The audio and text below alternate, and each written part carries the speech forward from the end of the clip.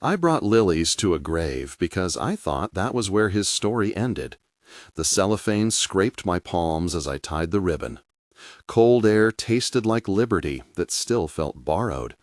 Every breath was a small, careful theft from the years I'd lost.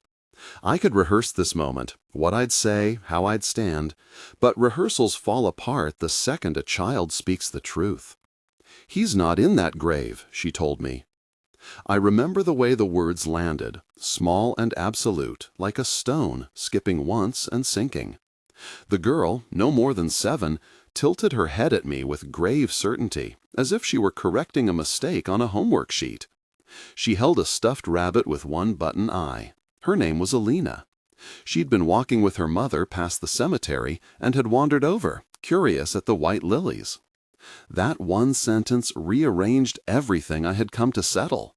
Wait with me, this gets stranger.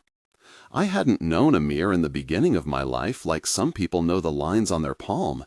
I met him under rain and neon, at a shelter where a coffee machine kept breaking and people traded stories like currency. He wore a coat that hid holes and a laugh that sounded like it belonged to someone who'd never been looked at too closely. He was generous with nicknames and with telling me how the world could be bent if you knew which doors to push. He was danger wrapped in polish, and I fell for the polish because I needed to believe in something clean. We built a business out of promises and spreadsheets. He charmed clients. I handled the ledgers. I liked the order of numbers, the way they sat obedient on a page. They felt like proof that I could make things right, that I could stitch a life back together with careful arithmetic after the months when the world had been rude and small. Then the dawn raid came, lights, shouting, the cold smell of steroid coffee in the police break room. Papers were rifled through like dirty laundry. He stood beside me as the men cuffed my wrists. He did not speak my name. He did not say my version of the truth. He said nothing. I learned later that sometimes silence is a shelter. For him, it was a weapon. I took the fall. I remember the judge's robe like a curtain shutting out the sun. 7 years. Plenty of time for memory to calcify into a version of events. Plenty of time for him to repaint his life. Prison shapes you into a quieter object. You learn small economies, how to keep your head down, how to polish dignity from what remains. I read the law books left in the library, not to become a lawyer, but to understand the scaffolding of a world that had decided I was expendable. I watched other women rebuild with whatever they had, knitting, prayer, the slow barter of favors. A woman I shared a cell with, Marta, used to organize the commissary like a ledger. She was an ex-accountant who'd miscalculated loyalty and paid for it. She taught me to read what people thought hidden. Not by hacking, not by fraud, but by listening to the small, repetitive things they left behind. The papers they didn't shred carefully, the lies that bent repeatably into the same shape. When I walked out, the sky felt like a blinding apology. I went to the cemetery to close a chapter, to name him dead, because a name written on granite is a kind of truth. The stone was cool under my fingers, the lilies sweating in the morning light. I had rehearsed my farewell. I had practiced forgiveness like a script. Then Alina came up. "My dad showed me your picture," she said, buttoning the raw hinge of the revelation with the kind of specificity only children allow themselves. "He said you were old news. He said your picture was for the graves." I followed the direction of her small finger. A shed sat beyond a line of yews, paint peeling, a window clouded with pollen. Through that cloud a silhouette moved. A man, broad-shouldered, easy in his posture, was on a phone and laughing without measuring. He looked young in a way that memory refuses to grant you. He looked unmade by loss. Sorrow collapsed into a sharpened thing. It didn't flare into blind anger. It became a tool. I could have screamed into that window until my voice broke. Instead, I walked home and made a list. Not of revenge, but of truth. I won't tell you how to follow a paper trail. The story doesn't live in accounts and passwords. It lives in patterns, the silent transfers that show a life funded unseen, the charities that exist only on letterhead, the vacant properties that suddenly smell of wallpaper and fine soap. Marta helped me. She could see the same mistakes in accounting entries that an artist can see a brushstroke's tremor. She lent me her memory and a stack of her old receipts to study. We spoke in clipped sentences in diner booths and in the hum of laundromats. I fed whispers into the right ears, old colleagues who had been paid to look away and were tired of the weight of it.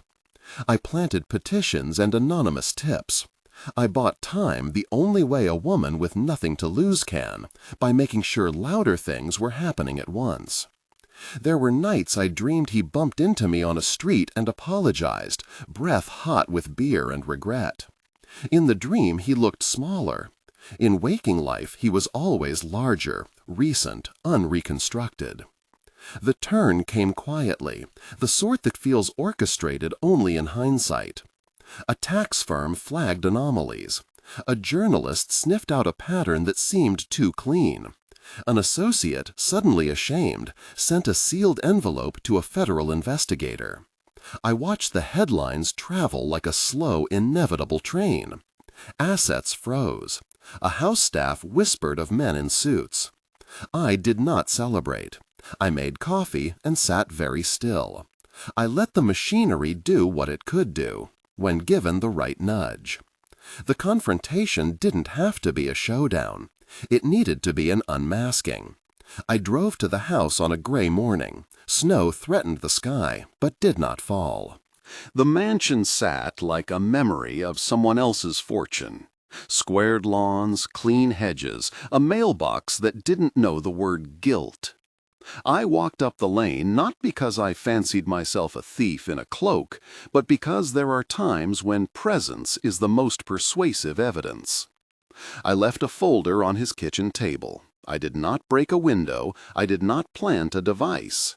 I placed paper, crisp and polite, that said more than threats ever could. It listed dates, names, and invoices, a map of misdirection.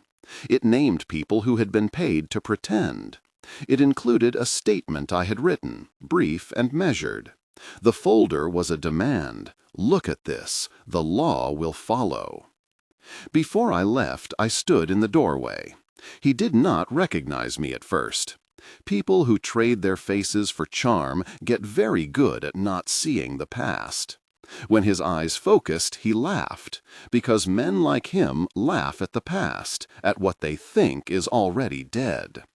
"You're supposed to be in prison," I said. He blinked. "Or supposed to be dead," he replied, scanning my face like a label. "You were in my life," I told him, "and you sold it for comfort." The look he gave me was not the face of a man who'd been surprised. It was the face of a man who'd calculated risk and then misread the one thing he couldn't buy: stewardship of the people he'd harmed. I left without another word. I walked back to my car feeling like glass, delicate and liable to break if I shifted wrong. They came the next morning, not because I set police on him with a manual of how-to notes, but because a stack of things finally added up enough to be undeniable. Men in suits and authority moved through his home with the efficiency of people who had been following a long trail. Cameras pulsed in the street. A neighbor recorded the moment his laughter turned to a sound like a man struck for the first time by his own crookedness. Alina's mother watched from behind the hedges, hand over her mouth, small and stunned as the world rearranged itself. They led him away. He did not fight. There was no cinematic roar. There was only the low human unraveling, captured on feeds and printed in headlines. A man whose life had been a set of clever illusions sitting in a reality that didn't unfold the way his charm had promised. I did not dance. I did not gloat. Justice had come in the way I had always hoped it would, not as spectacle of revenge, but as truth acknowledged out loud. People who had been complicit testified. Banks tightened their gaze. A column appeared in a paper I used to read in the prison library. Marta called me after the arrest, and then again the day the indictments were filed. We said little. Saying little felt like honoring the quiet, careful work that had been done. I went back to the grave. The lilies had wilted a little, their edges browned like old paper. The stone read the same name, but the weight of it had shifted. Where once it had been accusation, proof that someone was lost, that my life had been stolen, it now stood as a threshold. I placed my palm on the cool stone. I let myself weep, not the ragged sobbing of a woman undone, but a steady, rain-like release. It was grief for what I had lost, yes, and for the years I would not get back. But it was also a kind of permission to keep living. Alina waved at me from the path, a small, patient gesture. Her innocence had been the accidental truth-teller in my life. Children see the world untethered from the rationalizations adults build. She,